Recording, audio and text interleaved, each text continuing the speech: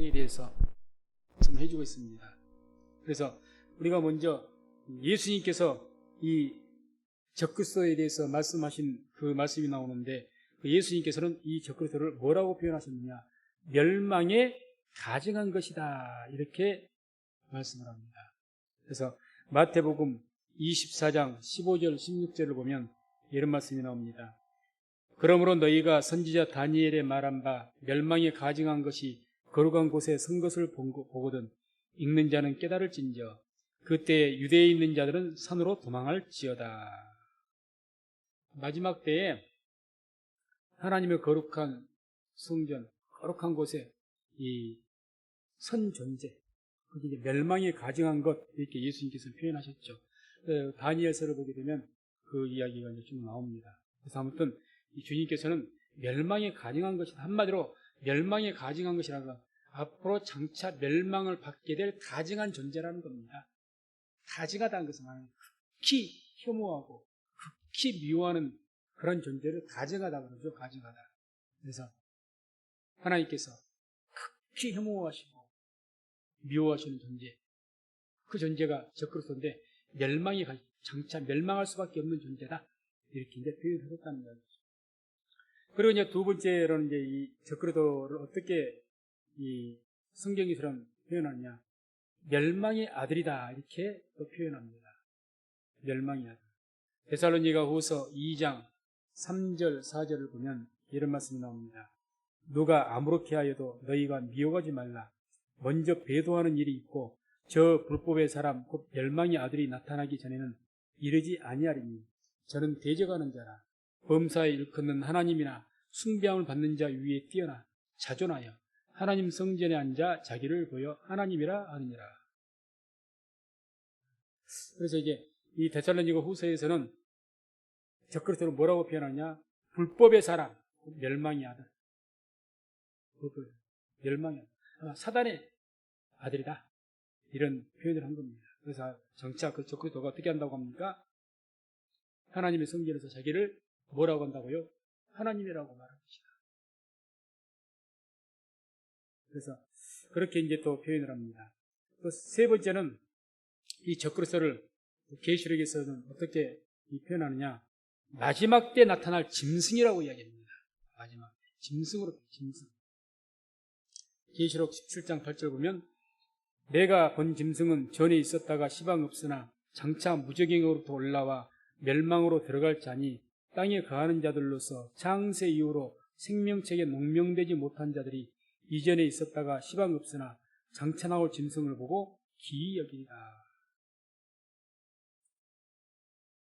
짐승의 묘사, 짐승. 그래서 이것은 뭐 일일이 상징적인 것이고 그것도 비유적으로 하신 말씀이기 때문에 일일이 뭐 여기서 설명할 수는 없고, 아무튼 적그리스도에 의해서 성경에서는 이렇게 그 정체를 말하고 있습니다. 그럼 이 적그리스도가 이제 중요한 것은 이 출현, 이 적그리스도가 나타난 때가 마지막 때 중에서 주님의 재림 직전인데, 그럼 그 적그리스도 출현이 언제인가? 어떻게 나타나는가? 뭐 이런 것들이 이제 우리에게는 대단히 중요할 겁니다. 그럼 언제 나타난다고 말씀합니까? 오늘 본문의 18절에 아이들아 이것이 마지막 때라 적그리스도가 이르겠다 함을 너희가 들은 것과 같이 지금도 많은 적그리스도가 일어났으니 이러므로 우리가 마지막 때인 줄 아노라. 한마디로 언제 출현한다고 말씀합니까? 마지막 때다. 그럼 우리가 이제 이런 질문이 있죠. 이 성경이 기록된 데가 2000년 전인데 그때도 마지막 때다면 지금 무슨 때인가? 성경에서 계속해서 우리 성경 기록은 2000년 전이거든요. 그러면 아니 도대체 2000년 전도 마지막 되고 지금도 마지막 되고 이게 무슨 말인가 이게? 이런 의문이 있을 수가 있습니다. 그래서 여기서 이제 이 때를 이야기한 것은 하나님께서 이 때를 세 가지로 이제 구분해서 하는 표현입니다. 성경적인. 성부 하나님의 때, 성부 하나님, 구약 시대를 말하죠. 그리고 성자 예수 그리스도의 때, 짧은 기간이지만, 그리고 마지막 성령의 시대, 성령의 때를 말합니다. 그래서 마지막 때라고 해서 이제 하나님께서 이 땅을 구원하시기 위해서 역사하시는 그 세 가지의 때가 있었는데, 그때 성부 하나님께서 나타나셔서 역사하시는 때가 있었고, 성자 예수님께서 나타나셔 우리의 구원에서 역사하실 때가 있었고, 이제 마지막 때는 성령으로 오셔서 우리를 구원하시고 구원을 이루시기 위해서 역사하시는 때, 마지막 때. 이렇게 해서 마지막 때를 성령의 때를 이야기하기 때문에 2000년 전도 마지막 때고 오순절 이후 사건이니까 지금도 성령의 시대이기 때문에 마지막 때인 겁니다. 그래서 이제 아무튼 우리가 이 성령의 때를 이야기한다는 거. 그리고 이제 그러면 그 기간에서 마지막 때를 우리가 어떻게 우리가 진짜 끝인 줄 알아야 되냐? 그것은 예수님께서 징조를 말씀하시지 않습니까? 그걸로 우리가 이제 추정해야죠. 그래서 징조로 말씀하신 거예요. 정말 우리 사람이 하나님 앞에서는 하루가 1000년 같고 1000년이 하루 같은 그런 하나님이시기 때문에 말씀하실 때 때를 간단하게 뭐 시간에 관계없이 몇천 년이든지 몇만 년이든지 이거 상관이 없이 그냥 일대 그냥 성부 하나님 때를 간단하게 말씀하시지만 우리는 이 시간 안에서 살아가는 사람이기 때문에 뭐 몇십 년만 해도 굉장히 길다는 이야기입니다. 그럼 우리에게 그 진짜 마지막 우리 인간의 입장에 있어서 3차원 세계를 살아가는 우리에게서 그 마지막 때를 우리가 어떻게 알 것인가? 그게 이제 마태복음 24장에 나오는 그 마지막 때 징조를 말씀하신 거죠. 징조. 그래서 징조를 보고 이제 우리가 이쯤이 정말 마지막 때로구나. 주님이 재림하실. 그렇게 우리가 알면 될 것입니다. 그래서 데살로니가 후서 2장 1절 3절을 보면 우리 말씀과 같이 한번 합독합니다. 형제들아, 우리가 너희에게 구하는 것은 우리 주 예수 그리스도의 강림하심과 우리가 그 앞에 모임에 관하여 혹 영으로나 혹 말로나 혹 우리에게서 받았다는 편지로나 주의 날이 이르렀다고 동심하거나 두려워하거나 하지 아니할 그것이라. 누가 아무렇게 하여도 너희가 미혹하지 말라. 먼저 배도하는 일이 있고 저 불법의 사람 곧 멸망의 아들이 나타나기 전에는 이르지 아니하리니. 아멘. 그 마지막 때 언제냐? 그러니까 뭐라고 지금 경고합니까? 혹 영어로나 말로나 우리에게서 받았다는 편지로나 주의 날이 이랬다고 동심하거나 두려워하지 말아라. 성령의 때는 우리 인간으로 보면 굉장히 긴 시대이기 때문에 그냥 누구의 말만 듣고 미혹하는 자들의 말만 듣고 그러니까 막 악한 자들이 막 미혹하는 거지 막 죄리 밑에가 갖고 왔다 뭐 이렇게 해서 많은 성도들은 미혹하고 대표적인 사건이 옛날에 이장님 사건이죠. 휴거 사건. 자기가 무슨 때와 시기를 아는 것처럼 주님도 모른다고 했는데 그래서 이제 유혹을 하죠. 그래 너 동심하지 말아라. 그리고 어떤 하나의 그 마지막 때로 우리가 가늠할 수 있는 바로미터로 딱 말씀한 거죠. 먼저 배도하는 일이 있고 예수 믿는 교회가 이제는 마지막 때가 되면 많은 사람들이 사랑이 식어지고 배도할 것이다. 그래서 계시록 보게 되면 큰 별이 떨어지고 이런 성경적인 큰 별은 이제 주의 종들 정말 세계에서 알아줄 만한 그 종들 신학자들, 목사들 정말 능력 있는 종들 타락해서 떨어져서 그런 분들이 타락해서 떨어지면 굉장한 심각한 문제가 되죠. 교회가. 그래서 온 교회가 많은 부분들이 이제 배도하는 주님을 배반하는 그런 때가 문제 그런 일이 있고 그 다음에 뭐가 우리가 가장 중요한 표적이 됩니까? 불법의 사람 적그리스도가 하나님의 거룩한 곳에 선 것을 보거든 그 이야기입니다. 하나님의 거룩한 곳에. 그래서 이제 우리가 성경 말씀을 근거로 해서 적그리스도가 언제 등장한 거 우리가 볼 때 그때 주님이 재림했다라고 말할 수가 있겠는가? 이제는 종교 통합이 되어서 아마 이스라엘은 하나님의 성전에서 또 종교 통합 차원에서 거기에서 어떤 존재가 특별한 능력을 가진 존재가 나타나는 것. 그래서 지금은 추리하기를 교황이 가장 지금 현재 그럴 수 있는 가장 거기에 가까운 존재로 우리가 지금 추리를 하고 있죠. 아무튼 그런 분명한 주님께서 말씀한 징조들이 있을 것이고 그렇게 그런 것들을 다 이렇게 봐야죠. 무화과 나무 잎이 연하해지면 이스라엘 독립을 통해서 또 우리가 1948년 5월 14일 날 이렇게 독립했기 때문에 그때로 해서 한 세대 지나기 전에, 그러니까 그런 것들로 해서 적그리스도 등장한 것, 모든 그 징조들 이렇게 보아서 우리가 추측을 해야 되는 겁니다. 정확한 시간과 때는 누구도 모르죠. 하나님 외에는. 그래서 그러기 전까지는 괜히 그냥 성경에 근거하지 않고 그냥 조금 난리 났다고 이렇게 코로나가 있으니까 세상이 끝나버린 것처럼 지금 지구온난화, 물론 마지막 때 이런 징조들이 다 있는 겁니다. 있지만은 당장에 이번에 환경 이 재앙들이 있으니까 이제는 마지막 때라고 또 이 세상에 두려움, 어떤 어려움들이 있으니까 막 뭐라고 하지. 옛날로부터 그런 일들이 참 많았습니다. 세계에 패스트도 있었고 여러 가지 흑사병도 있었고 그럴 때마다 악한 자들이 나와서 마지막 때라고 주님의 재림이 가깝다고 외쳐되고 그랬던 데가 많습니다. 그렇게 시동심하지 말아라. 그런 환경적인 어떤 요인에서 동의해야 되지만 말씀을 하나님의 징조를 보고 주님께서 말씀하신 것을 분명히 보아서 우리가 판단하고 또 우리가 그런 것을 보고 끼어 있어야 될 줄로 믿습니다. 끼어 있어야죠. 그럼 이제 아무튼 그 마지막 때 어쨌든 나타나는 것이고 언제 나타나는 마지막 때. 그러니까 두 번째는 어떻게 나타나는가? 어떻게? 계시록 17장 11절 12절 보면 전에 있었다가 시방 없어진 짐승은 8째 왕이니 7 중에 속한 자라. 저가 멸망으로 들어가리라. 내가 보던 10뿔은 10왕이니 아직 나라를 얻지 못하였으나 다만 짐승으로 더불어 임금처럼 권세를 일시 동안 받으리라. 어떻게 또 절대적인 권세를 가지고 나타날 겁니다.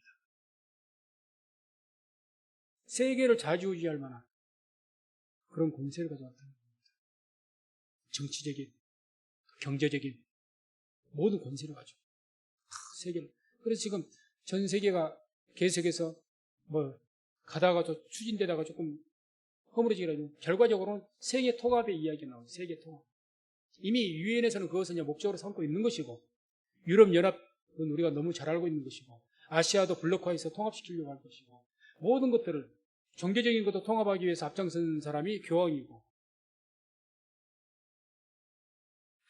통합 블록화시키는 거죠. 통합한 모든 세계의 권력과 중심이 어디로 모이겠습니까? 한 가지로 모이게 되죠. 한쪽으로.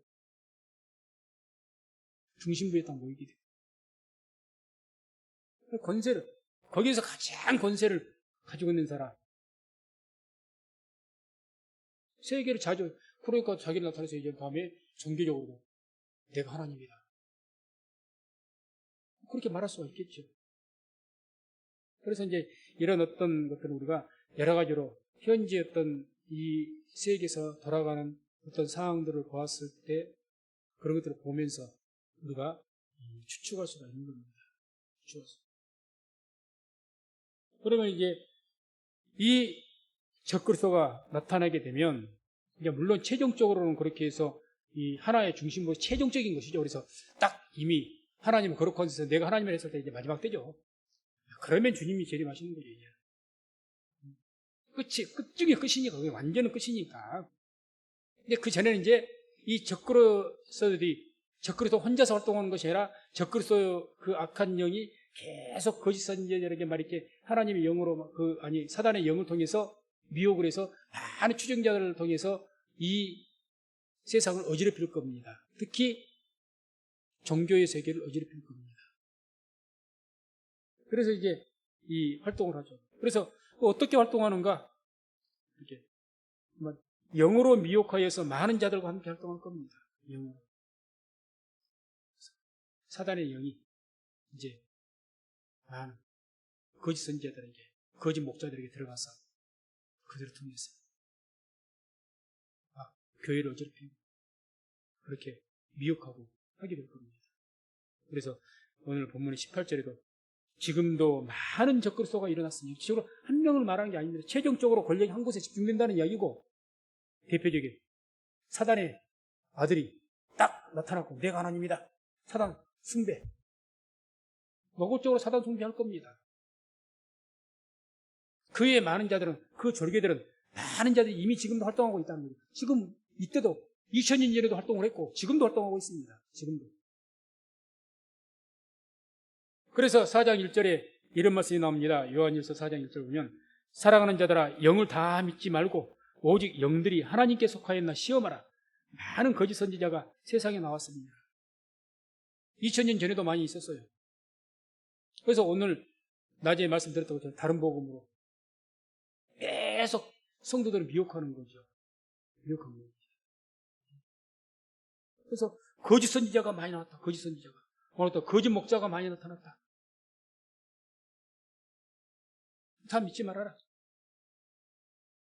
그래서 우리가 다 믿지 마라. 영들을 목사라고 다 믿지 말고 믿는 사람이라고 다 믿지 말고 영을 이제 분별을 해야 될 겁니다. 그래서 뭘 시험하라고 합니까? 그 영들이 하나님께 속한 사람들인지 진짜 예수님께 속한 사람들인지 진짜 그리스도인인지 아닌지를 시험해봐라. 한번 살펴봐라.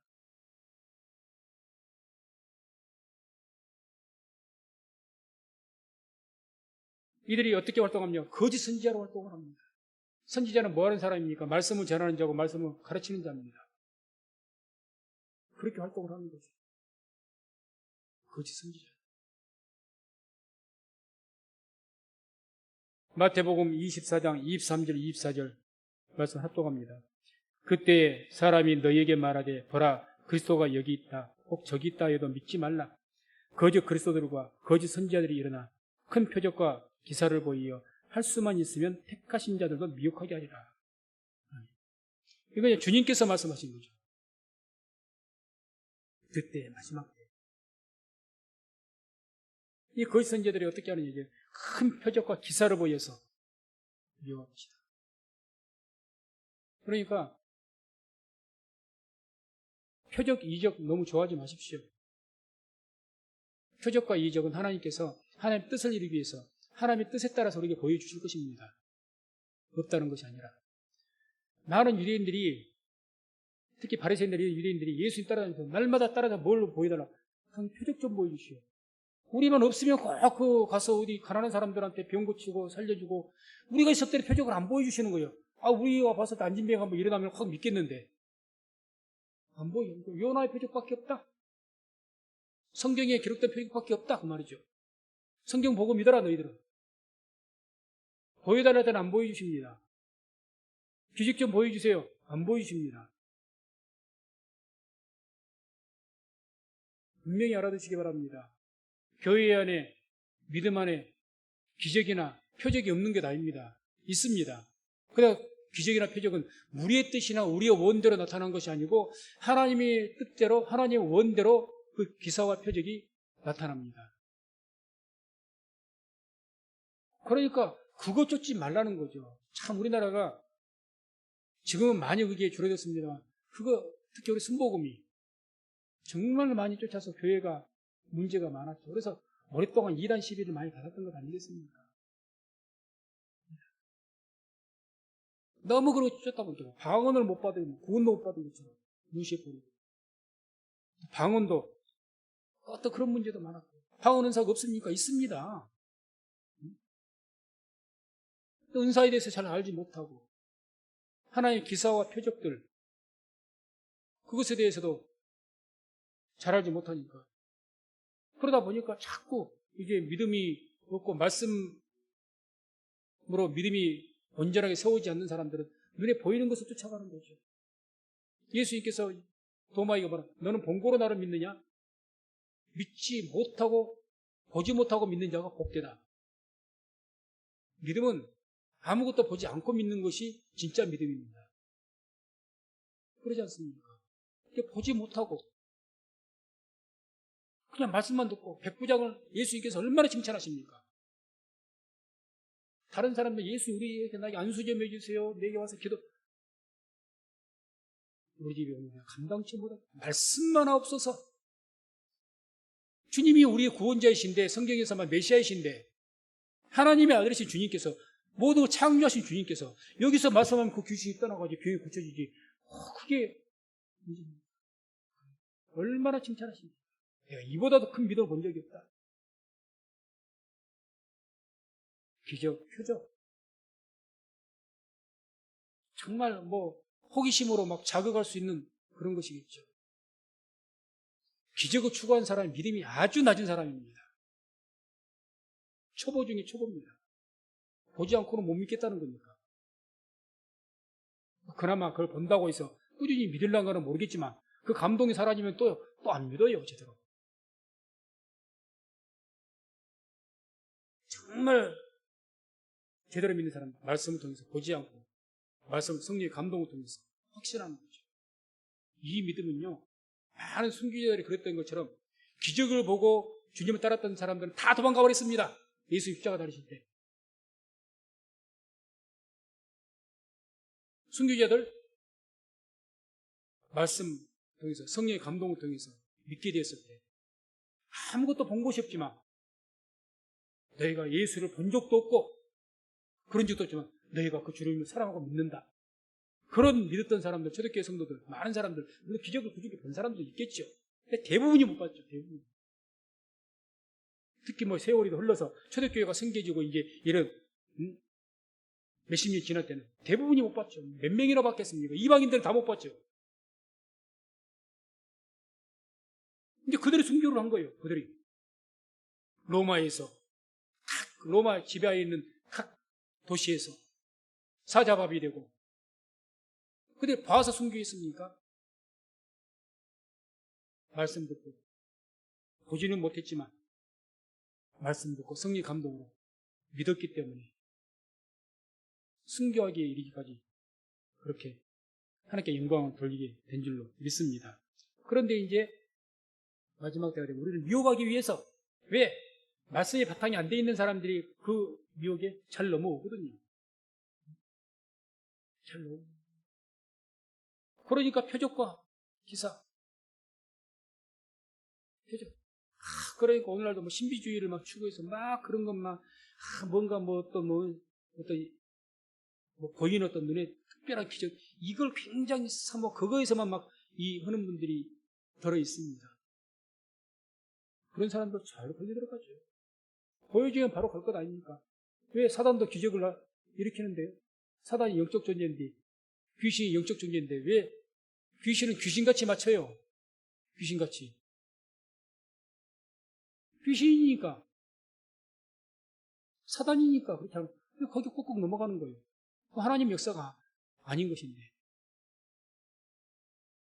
그렇게 해서 이제 이어간다. 그렇게. 그러면 우리가 이 적그리스도의 영을 어떻게 분별할 것인가? 적그리스도가 머리에다가 나는 적그리스도라고 써붙인 것도 아닐 것이고 머리에 뿔 달린 것도 아닐 것인데 오히려 광명의 천사와 같이 이렇게 나타날 것인데 어떻게 분별할 것인가?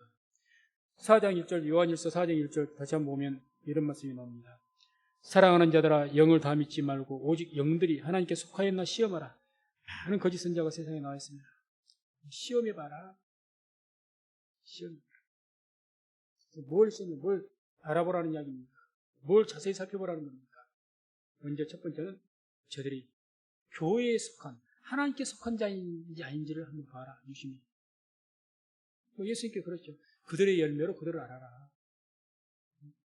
저들 정말 하나님에 속한 자고 성령의 감동을 받은 사람들이라면 성령의 열매가 나타날 것이다. 그들의 열매로 그들을 알아라. 그 말이죠. 능력을 나타내고 뭐 예언을 한다, 뭘 한다, 병을 고쳤다, 귀신 쫓아낸다. 별스럽게 이야기를 해도 성령의 열매가 그분에게 찾을 수가 없다? 그럼 가짜라는 말이죠. 가짜죠. 보라는 거죠. 19절 본문에 보면 이런 말씀이 나오죠. 19절에 저희가 우리에게서 나갔으나 우리에게 속하지 아니하였나니 만일 우리에게 속하였다면 우리와 함께 거했으려니와 저희가 나간 것은 다 우리에게 속하지 아니함을 나타내려 합니다. 처음에는 우리에게 속했다. 교회 안에 있었다 그 말이죠. 교회 안에. 이단자들이 어디서 다 파생이 됩니까? 교회에서 나간 자들이. 온전한 교회에서. 이만희도 옛날에는 교회 다녔다지 않습니까? 나는 교회에서 나가서 교회에서. 그래서 왜 나가느냐? 영이 다르니까 결국 마지막 때가 나가는 거예요. 그러니까 이단자들이 어디에서 견디지를 못하느냐? 복음이 정확하게 선포가 되면 그건 견디지를 못합니다. 그건 적당하게 복음을 말하면, 말씀을 적당하게 조금 두루뭉실하게 쉽게 말하면 뭐 있을만하네. 가끔 듣기 싫은 소리, 거북스러운 그런 소리를 하기는 해도 뭐 직격탄을 날리면 영이 다르기 때문에 견디지를 못합니다. 왜 이단이 자꾸 교회에 꼬이느냐?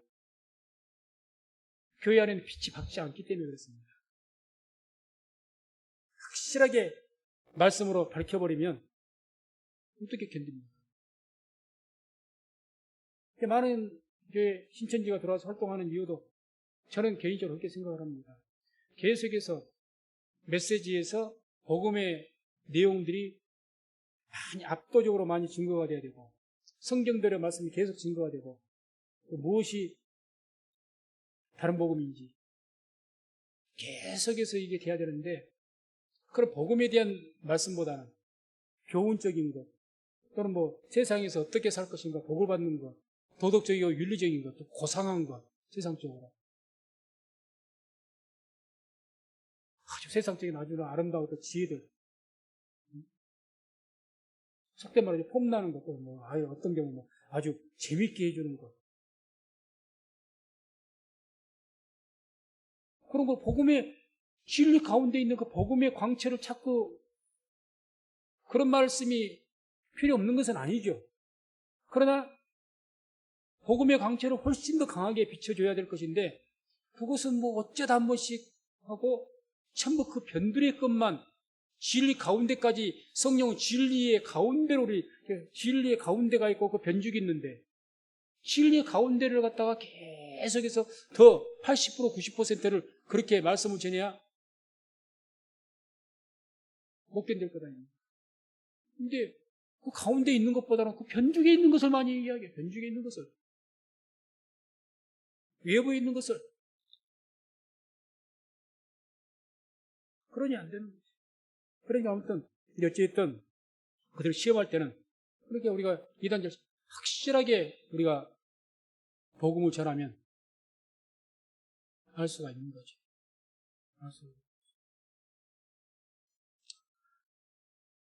요한일서 4장 5절 6절에 이런 말씀이 나옵니다.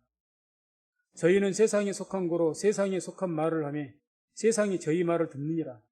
우리는 하나님께 속하였으니 하나님을 아는 자는 우리의 말을 듣고 하나님께 속하지 아니한 자는 우리의 말을 듣지 아니하나니 진리의 영과 미혹의 영을 이로써 아느니라.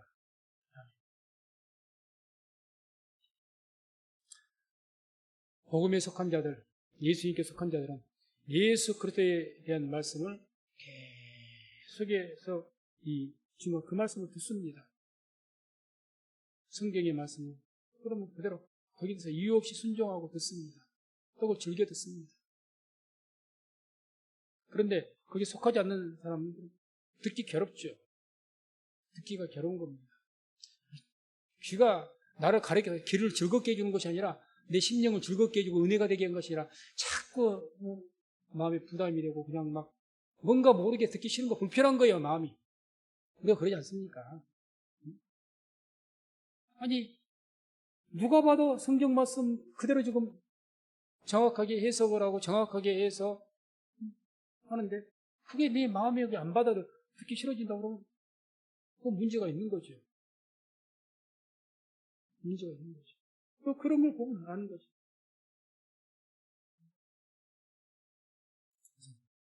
우리가 이렇게 교회에서 선포되어진 전제적인 것은 정상적인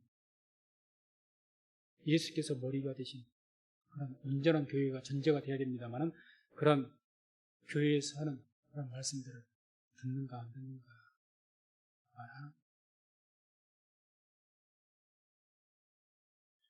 요한복음 10장 25절 27절에도 이런 말씀이 나오죠. 예수께서 대답하시되 내가 너희에게 말하였으되 믿지 아니하는도다.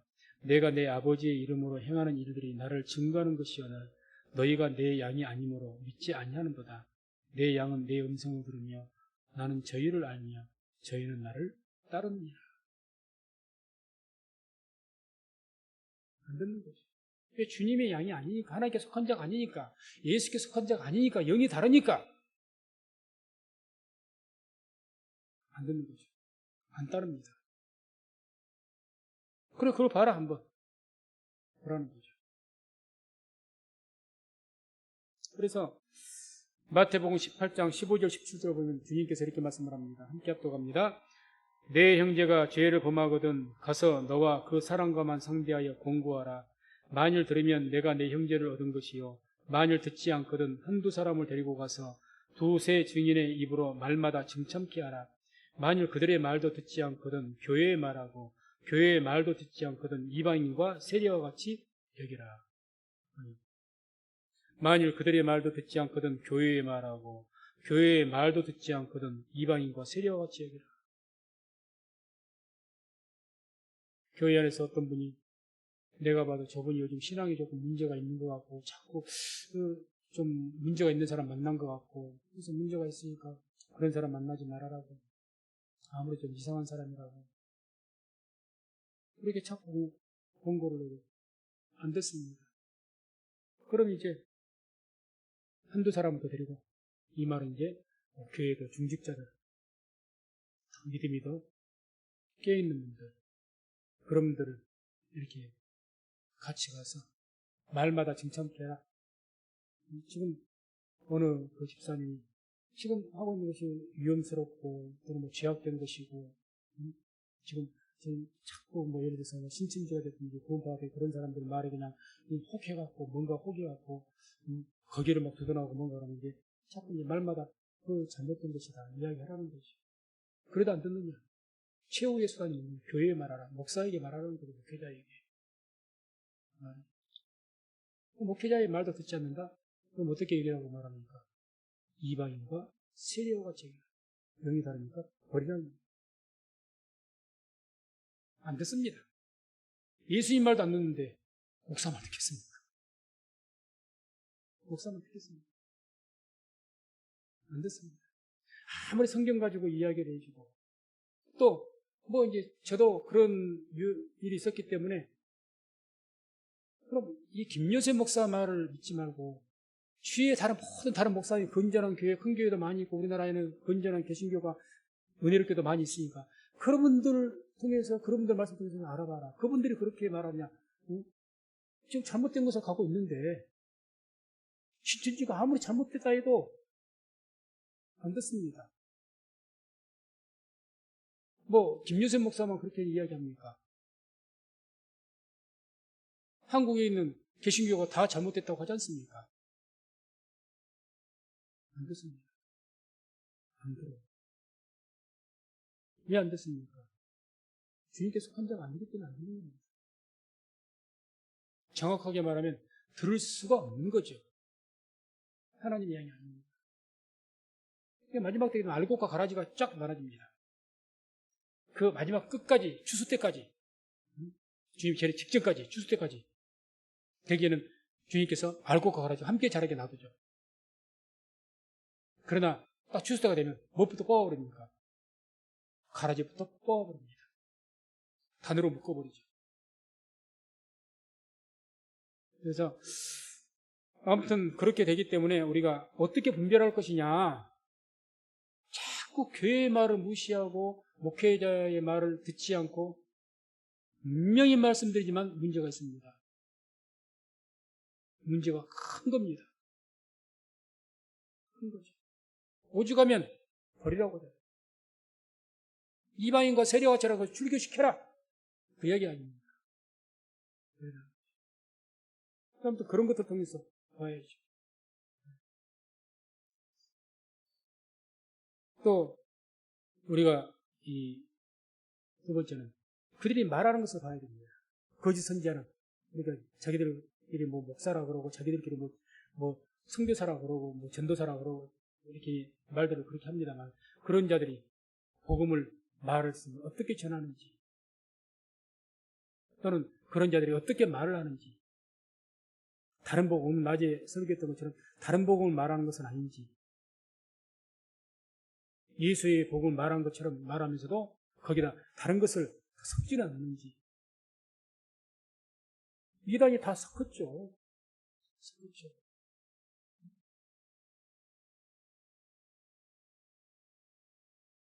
그래서 우리가 그것에 대한 그 기준을 이제 첫 번째는 이 예수께서 하나님의 아들이심을 부인하는가 안 하는가. 이제 성경에서 오늘 말씀에서 통해서 우리에게 제시하는 분별하는 방법이죠. 그래서 이 요한일서 2장 22절 보면 우리 말씀 합독합니다. 거짓말하는 자가 누구뇨? 예수께서 그리스도이심을 부인하는 자가 아니뇨? 아버지와 아들을 부인한 그가 적 그리스도니. 한마디로 예수님께서 그리스도 하나님의 아들이신 것을, 우리의 구원자 메시아이신 것을 믿지 않는 겁니다. 하나님 아들입니다. 그러니까 성경 나온 것처럼 나오던 능력 있는 선지자나 엘리야와 같은 선지자나 훌륭한 어떤 분, 능력 있는 분, 이 정도로 여기는 거죠. 회개도에서도 예수님 인정합니다. 단 하나님의 아들로 인정하지 않습니다. 인정합니다. 안식일교회도 예수님 인정합니다. 그러나 구원의 주로는 하나님 아들로 인정하지 않습니다. 성경은 분명히 말씀하잖아요.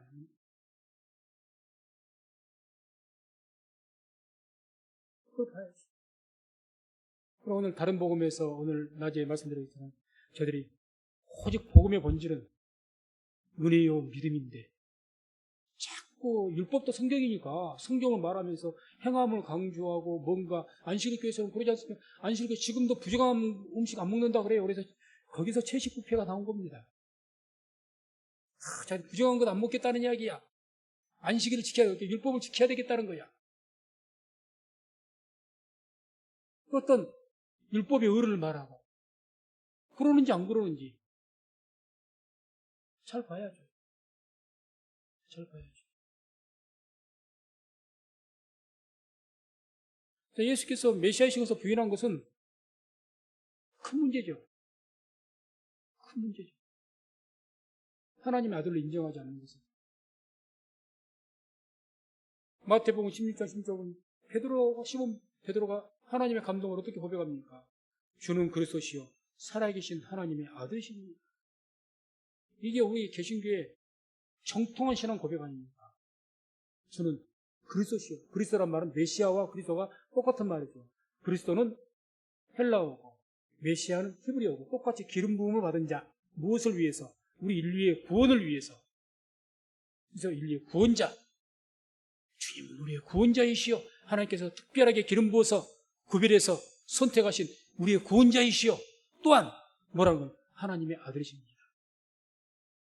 이게 우리 개신교의 신앙 고백이라는 거죠. 이 위에 교회를 세웠고.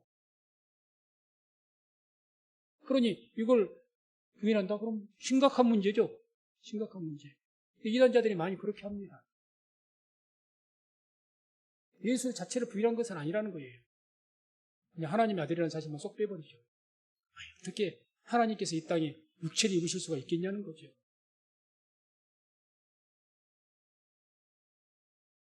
두 번째는 예수께서 육체로 임하신 것을 부인합니다. 우리가 너무 잘 알고 있는 내용이죠. 요한일서 4장 2절 3절입니다. 하나님의 영은 이것으로 알지니 곧 예수 그리스도께서 육체로 오신 것을 시인하는 영마다 하나님께 속한 것이요 예수를 시인하지 아니하는 영마다 하나님께 속한 것이 아니니 이것이 곧 적 그리스도의 영이니라. 오리라 한 말을 너희가 들었거냐 이게 벌써 세상에 있느니라. 요한일서 1장 7절도 미혹하는 자가 많이 세상에 나왔나니 이는 예수 그리스도께서 육체로 임하심을 부인하는 자라. 이것이 미혹하는 자요 적 그리스도니. 예수님도 이쪽은 하나님의 아들이신 것을 믿습니다. 근데 뭘 부인한 겁니까? 육체로 임하신 것을 부인한다는 겁니다. 성경은 분명히 말씀이 육체가 되셨다고 성경 기록하는데 육체로 오신 것을 부인한 거예요.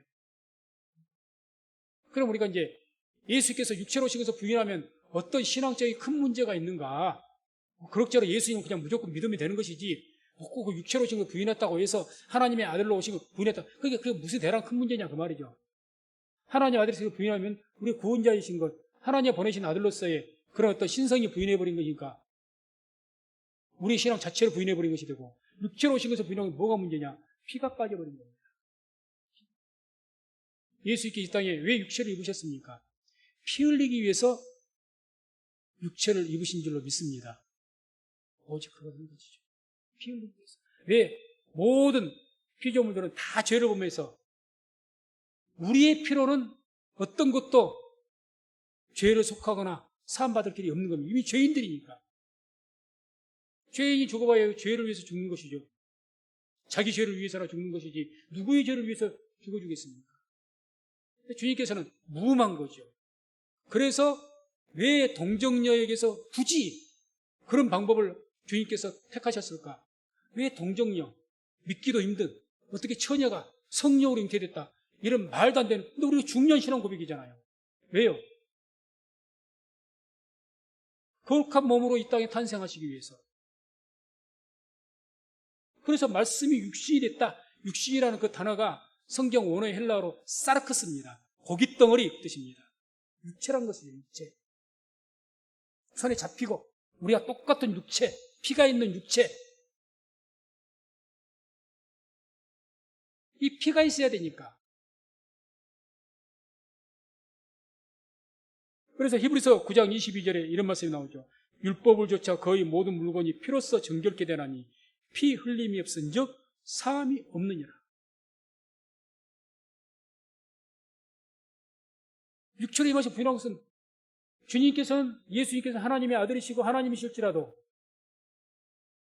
그게 대단한 사건일지라도 우리의 구원과는 아무 관계가 없는 겁니다. 왜? 우리에게는 죄가 그대로 있으니까. 사단은 그것을 하는 거죠. 아, 예수를 믿어? 예수를 믿대. 이런 중요한 것들만 쏙 빼버린 겁니다. 그러면 우리는 구원을 받을 수도 없고 우리 신앙은 완전히 뿌리부터 변질돼서 잘못돼 버리니까 입으로만 주여 주여 하는 것이죠.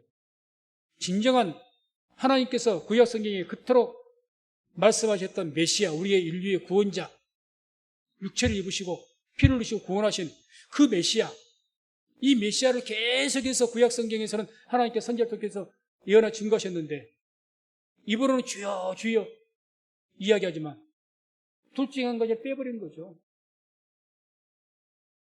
그러면 우리는 구원받지 못합니다. 우리에게는 구원이 없죠. 구원이라는 것이. 그런 큰 문제가 생긴다는 거죠.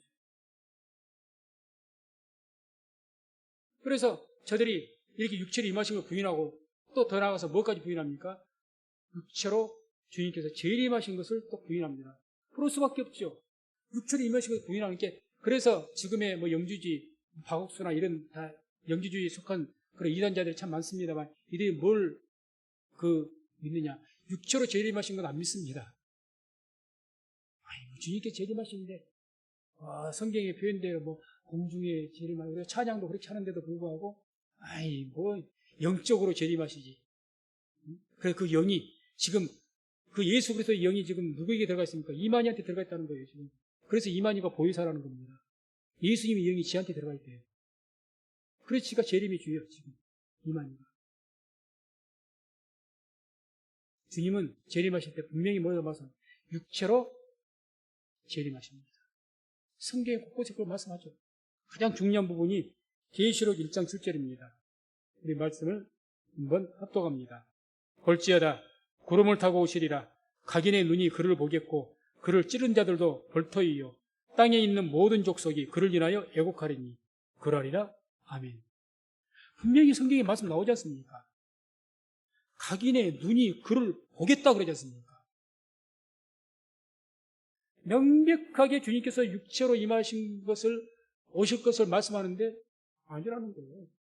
여기서 뭐 구름은 영광이든가 영광 이만희가 말하기를 영광을 상징을 하고 뭘 상징을 하고 다 상징이라고 돌려버려요.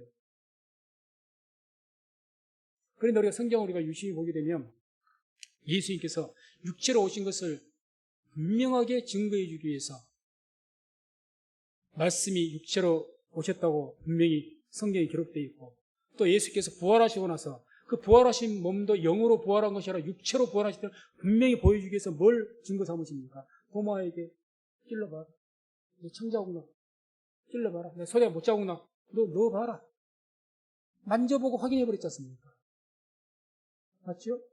또 제자들 불러다가 갈릴리 오셔서 같이 음식을 드셨지 않습니까? 영으로도 오신 분이 음식을 드십니까? 성경 표현해 보세요. 예수님께서 같이 고기를 주시면서 먹으라고 예수 드셨다고 나옵니다. 영으로 오신 분이 육체의 물고기를 드십니까? 또 방금 읽었던 계시록 말씀에 분명히 각인의 눈이 본다고 하셨습니까? 주님께 승천하실 때 500여 형제들이 육체로 승천하신 것을 보았지 않습니까?